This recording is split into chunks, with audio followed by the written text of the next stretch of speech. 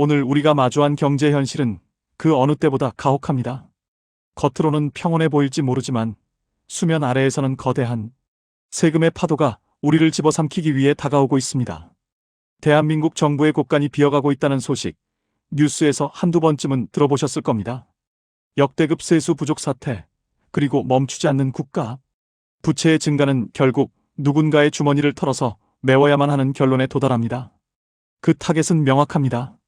바로 대한민국 자산의 80% 이상이 묶여있는 부동산입니다. 우리가 평생 피땀 흘려 마련한 내 집이 이제는 국가의 부족한 예산을 채워넣는 가장 만만한 세금 저금통이 되어버린 비참한 현실입니다. 그동안 우리는 정부의 착시 현상에 속아왔을지도 모릅니다. 민심을 달래기 위해 공정시장가액 비율을 낮게 유지하고 공시가격 상승 속도를 조절하며 보유세 부담을 억눌러왔던 시절이 있었습니다. 하지만 2026년 이제 그 인내의 시간은 끝났습니다. 정부는 더 이상 세금을 깎아주며 생색을 낼 여력이 없습니다. 오히려 정상화라는 이름 아래 억눌러왔던 세금을 한꺼번에 쏟아내려 하고 있습니다. 공정시장가액 비율이 예전 수준으로 회복되고 공시가격 현실화 로드맵이 다시 가동되는 순간 우리가 매달 내는 보유세는 단순히 조금 오르는 수준이 아닐 것입니다. 누군가에게는 한 달치 생활비가, 누군가에게는 자식들의 미래를 위해 모아둔 교육비가 고스란히 세무서로 증발하게 될 것입니다. 집값이 오를 때는 세금이 아깝지 않았을지도 모릅니다. 자산 가치가 상승하니 세금은 그에 따른 수수료 정도로 생각했겠죠. 하지만 지금은 어떻습니까? 거래는 실종되었고 매수 심리는 꽁꽁 얼어붙었습니다. 집값은 하락하거나 정체되어 있는데 보유세만 오른다는 것은 내 재산권에 대한 소리 없는 사형 선고와 같습니다. 팔리지도 않는 집을 들고만 있는데 국가에 매달 거액의 월세를 내는 것과 무엇이 다릅니까? 과거 3%대 금리의 안온함이 무너졌듯 우리가 당연하게 여겼던 저세금의 시대 역시 종말을 고했습니다. 이제 내 집은 나를 지켜주는 울타리가 아니라 매달 내 통장을 잔인하게 갉아먹는 공포의 지출 항목으로 변모하고 있습니다. 이것은 단순히 돈 몇 푼의 문제가 아닙니다. 대한민국 중산층의 몰락을 가속화하는 신호탄입니다. 은퇴 후 집 한 채 믿고 노후를 설계했던 수많은 서민에게 7%대의 고금리와 함께 날아오는 고액의 보유세, 고지서는 생존을 위협하는 흉기나 다름없습니다. 집을 팔고 싶어도 양도세 무서워서 못 팔고 갖고 있자니 보유세 무서워서 잠을 못 자는 이 퇴로 없는 감옥에 갇힌 분들이 늘어나고 있습니다. 국가가 국민의 재산을 보호하는 것이 아니라 오히려 재산을 담보로 세금 장사를 하고 있다는 비판이 터져나오는 이유가 바로 여기에 있습니다. 정부의 칼날은 더욱 정교하고 날카로워졌습니다.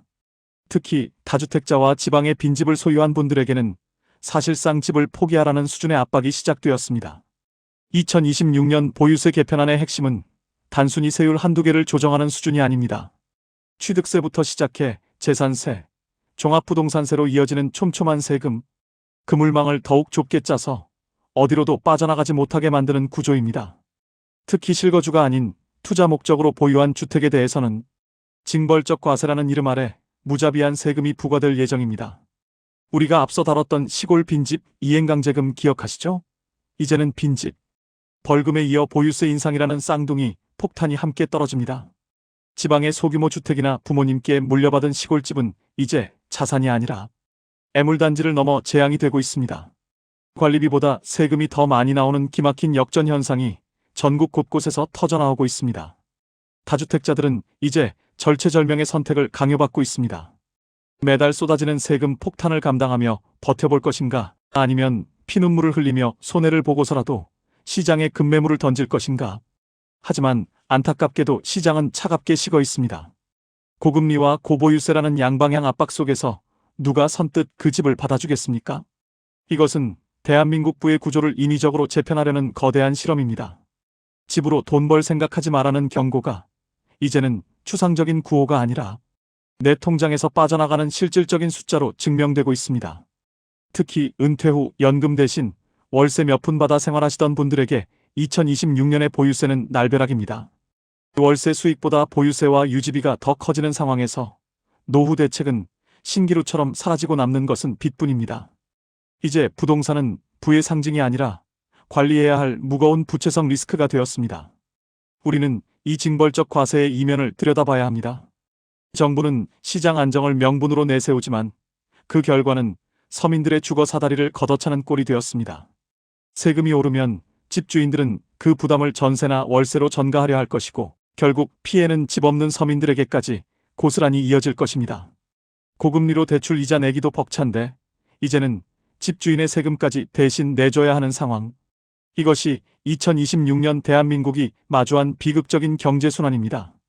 이 도미노가 무너지기 시작할 때 과연 우리 중에 안전한 사람이 누가 있겠습니까?